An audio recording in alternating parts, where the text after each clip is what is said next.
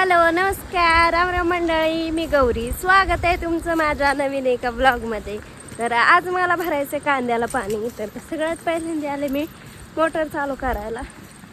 आता मोटर चालू करते मस्तपैकी. अशा प्रकारे मोटर वगैरे चालू केली. आता मी चालले डायरेक्ट वावराकडे, कारण पाणी वगैरे येणार आहे.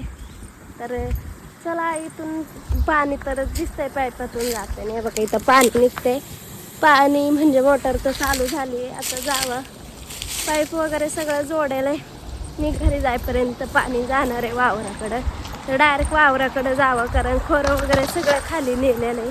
तर आमचं भात बी बघा कसं झालं आहे, पिवळं झालं आहे. फक्त इकडच्या कोपऱ्यात आणि तिकडच्या शेवटच्या कोपऱ्याला थोडं राहिलं आहे कापायला यायचं.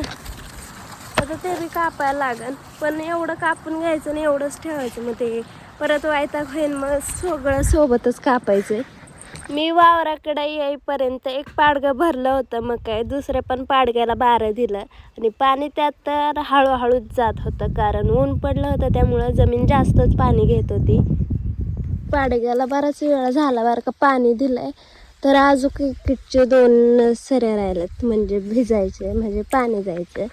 तर दिवसा लाईट असली का असंच होतं, ऊन असतं, जमीन तापलेली असते, त्यामुळे ते पाणी जास्त घेते.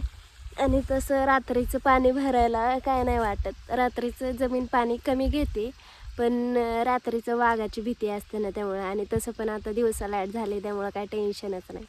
मग दिवसा पाणीचे भरायचे बेनिफिट्स आहेत आपल्याला. दिवसा भरता येतं, वाघांपासून आपलं संरक्षण. ते खोरं दिसतं ना, ते पाडग्याला पाणी सोडलं. इकडची 2 पाडगी आणि ते पूर्ण पाडगं एवढं राहिलं आहे. आता मोटर जाऊन बंद करते. 2:30 वाजलेत आणि आता 3 वाजता लाईट पण जाईल. आणि तसं बी आता गुरं सोडायला लागतील.